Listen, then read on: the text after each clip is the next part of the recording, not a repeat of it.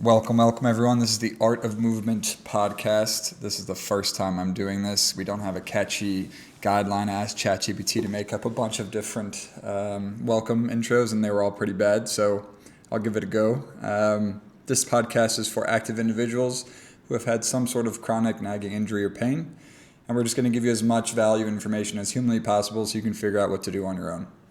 And that's it. We're going to go over stretching today because I think I hear about stretching constantly throughout my week and my day and my sessions, and if that's the answer.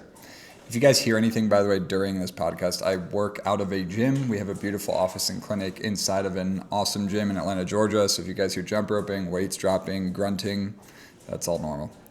All right, let's get into it. So why do people think stretching is so important? And why is stretching just like the forefront of everything? I don't know. I don't know why that's the thing, and that's why the first thing people want to do. I think it's because people feel tight. That's probably my best guess. So tightness, people want to stretch away. Now, the only issue with that in my mind is that the brain doesn't only tell muscles that are shortened to feel tight. What I mean by that is your muscle, your hamstring, let's use the hamstrings as an example because I hear people stretching their hamstrings all the time. Your hamstrings can feel tight whether they are lengthened or shortened. And so that's a hard concept to grasp sometimes because people will come to me and be like, I've been stretching my hamstrings for 3 weeks. It's not getting any better, and I don't know what to do about it.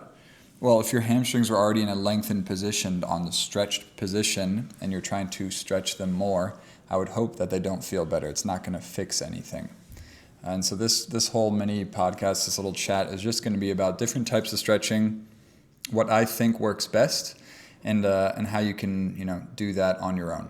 So let's maybe talk about the 4 different ways of stretching. I'm sure there's more, or maybe there's less, but these are the 4 I'm going to talk about today. So static stretching is the one where we just hold a stretch for a period of time without moving or flexing into it. We're going to talk about dynamic stretching, which is basically just movement. PNF stretching, or proprioceptive neuromuscular facilitation, a fancy way of saying contract release. And then lastly, loaded stretching, which in my mind is just a form of weightlifting and or body weight stretching. So let's start with the most basic that everyone assumes I'm talking about when we talk about stretching, and that's static. And, static has gone back and forth between popular and not popular. It's not good if you want to get stronger. It's not good before exercise, blah, blah, blah. I think the research currently talks about static stretching. If you stretch for 30 seconds at a time, and again, when we talk about static stretching, I mean you are literally just holding a stretch and not moving whatsoever, even flexing the muscle that you're talking about. If we're stretching our hamstrings, we are just stretching for 30 seconds at a time, like 5 days a week. It takes a couple of weeks to increase the flexibility of that tissue, of that muscle, which means after a couple of weeks of doing something, we've either gotten a change. And that probably makes sense to me, if you went to the gym one time and you did some squats, you wouldn't expect that the next day you're stronger and bigger immediately. So it takes time to switch things up. Do I think static stretching is the answer? Depends on what answer you're looking for. Does it warm you up before sporting events? No, probably not. Is it a good way of getting rid of your back pain? No, probably not. Is it a good way to allow for strength and muscle gains after a workout? I think so. I think there's a little bit of research that says that. But outside of that, I don't think there's a lot of magic to static stretching. Not to say it's not useful. The one thing I'd like to make an overarching theme is that if something feels good and it makes you feel better or makes it feel like you're doing something better afterwards, I think that's successful, even though the research doesn't say so. So if you feel better after stretching your hamstrings and you go squat and you go run and it feels a lot better than if you didn't, then by all means hold a static stretch. Like, I'm not going to tell you not to. I think that's just as useful. But in my world, in my clinic, a lot of people come in and they've already been doing that for weeks at a time and nothing has changed. So we'll move on to the next type of stretching that I think is probably a bit more useful, and that's dynamic stretching. which in my mind is an insane way of saying movement. Dynamic stretching, just moving at a lighter pace than you would usually during your athletic sport or activity. So dynamic stretching is a controlled movement-based stretch.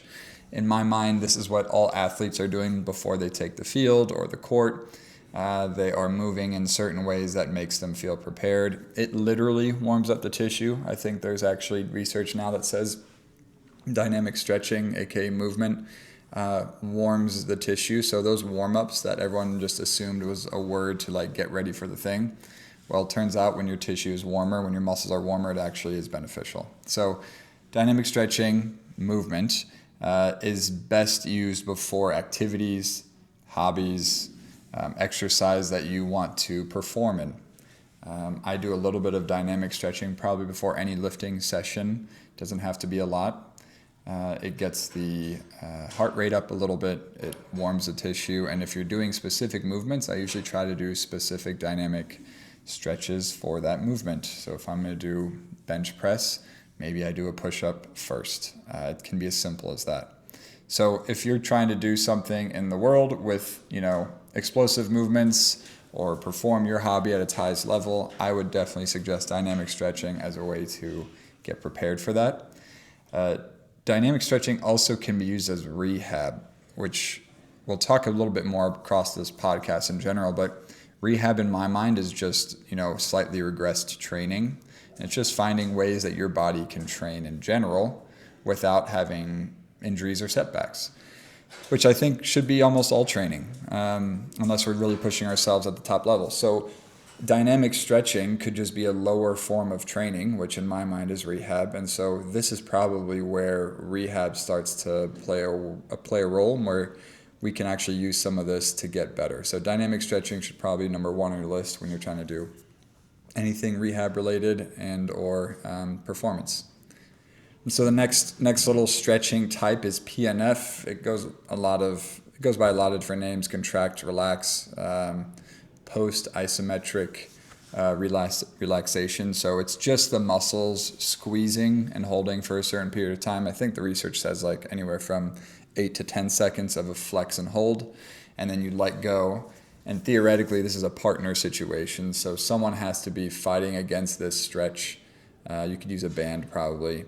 And then once you let go of that fight, your brain allows this to move backwards more. So your brain allows that stretch to happen even more, and theoretically, it's the fastest way to get more range in a joint or a tissue because it helps with your brain. Most tightness, by the way, is all brain oriented. I am not a functional neurologist or functional chiro, but I am well aware that there's a lot of tricks we can do with our brain to feel less tight. And so if we're speaking from like a brain perspective, PNF stretching is probably the best. Now, do I think this gets anything better long term?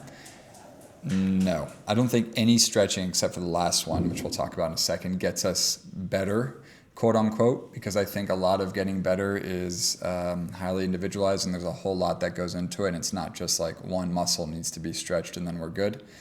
But PNF stretching is a really, really great way to allow someone's brain to be like, oh, I can get into this range of motion. And once you're there, doing some strength training would be really helpful. So learning how to use your full range of motion with control and upping the strength in those ranges of motion would be pretty awesome. So I sometimes use PNF in the office right before we go and do some dynamic stretching or loaded stretching, just to give the brain some space. So like, oh, look, we have all this new range of motion. And then if we can sit into it with some strengthening, then the brain kind of re-records what's possible. And even that sometimes can start to take some pain away. So that's something I definitely use PNF stretching in the office, but I always follow it up with some sort of strength training. Lastly, and probably most important, is loaded stretching, which I think that's funny that all these different words mean completely different things in my mind. Static stretching is probably the closest thing to stretching, I think. Dynamic stretching is just moving and moving.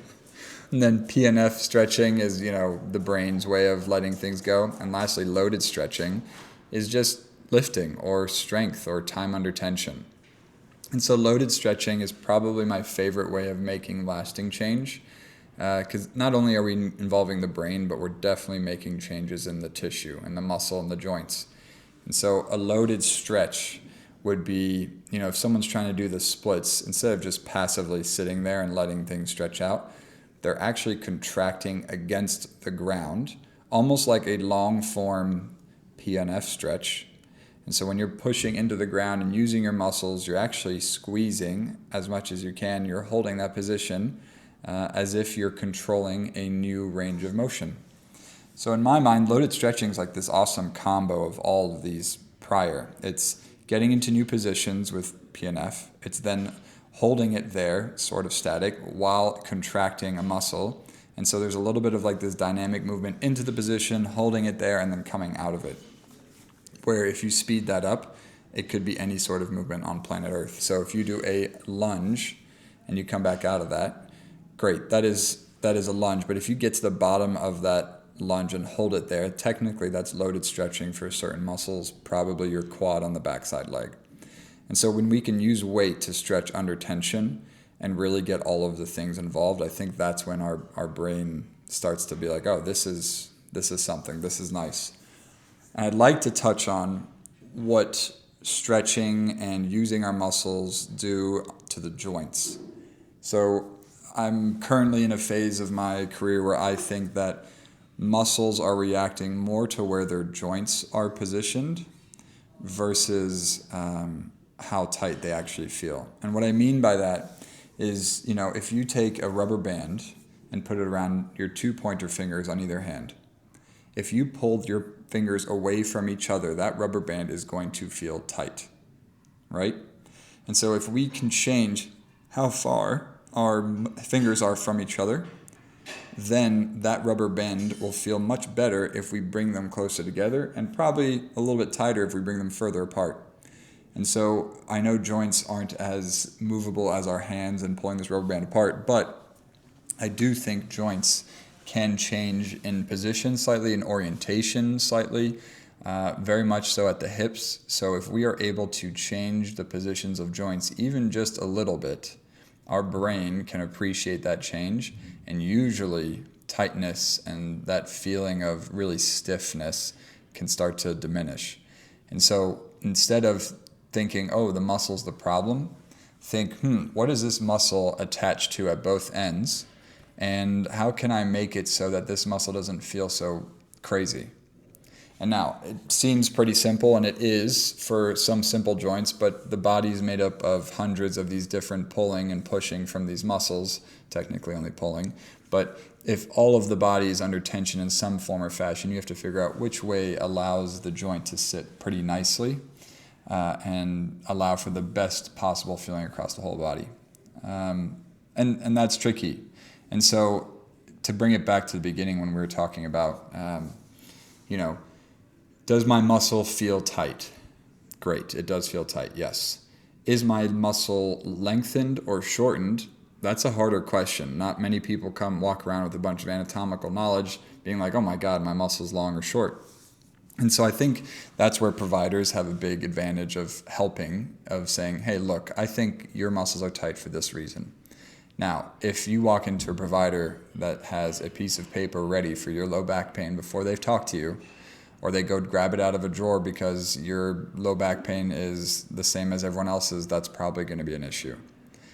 I really do think everyone needs to be, checked out, individualized plans. They need to understand that everything is different per person, not only because their bodies function differently, but because they have a different, psycho and social world around them. And so you hear a lot about this biopsychosocial model of like the biology is the biology, right? Like that's my job. The musculoskeletal system, your muscles and your joints and your ligaments, your bones, those are going to move. I have a pretty good idea of how all humans should move. But then when it comes to like the social environment, are they under stress a lot? What's the psychology behind this person? Are they a pretty big negative talker? Are they a big positive person? Are they going to be ambitious? Are they more conservative? There's a lot of things that go into tight hamstrings. So can we get the bio part right? And will that help the psychosocial part? I think so. That's my job. That's kind of how I fit into the cogwheel. And so that's one of the goals I have. I kind of got off track here. Hell yeah, I didn't think that would happen. First podcast, flying off the rails. What I was trying to say is that stretching can be helpful. Not all stretching is helpful. Some can be harmful.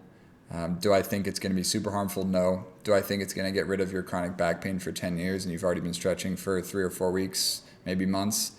You should probably try something different. Finding a provider that helps with that is hugely beneficial, even if they just point you in the right direction. And so, I'd like to maybe close this by giving you guys some what you should do before training, after training, and everyday life situation. So before training, I think you should focus on those dynamic stretches, maybe a little PNF. I think that would be great. During training, aka you should be doing loaded stretching, which I think is training, and or the dynamic stretching. After training, stick to the static stretching and maybe just some gentle dynamic stretches to cool us back down. And then lastly, everyday life, if you're not doing training, quote unquote, or doing the thing that you love, I think some dynamic stretching with some loaded stretching in general would be helpful. Now, I've talked a lot about these 4 different kinds, and you guys are probably just I need some examples. 1, go check out my Instagram. That's going to be super helpful for actually movements and all these different types of stretches. But 2, I think just moving more in general. If you are a sedentary person looking for the right stretch, this is not the right podcast for you. I need you to get up off of your sedentary lifestyle and get your ass moving, because before I even would help you, I would need for that person, for you to be moving a heck of a lot more so I can actually see what the problem is. Most of the time when people feel stiff and tight is because they just don't move enough. And so I turn away a lot of people because they're not the right fit for me, because they just don't move enough. Now, I'm not saying that I turn away people because they don't move enough, because there are people who can't move now because they're in pain and they're trying desperately to do so. And so that's someone I definitely would work with. But for a lot of us, I think just moving more is as simple as an answer as it can be, and it's probably the right one.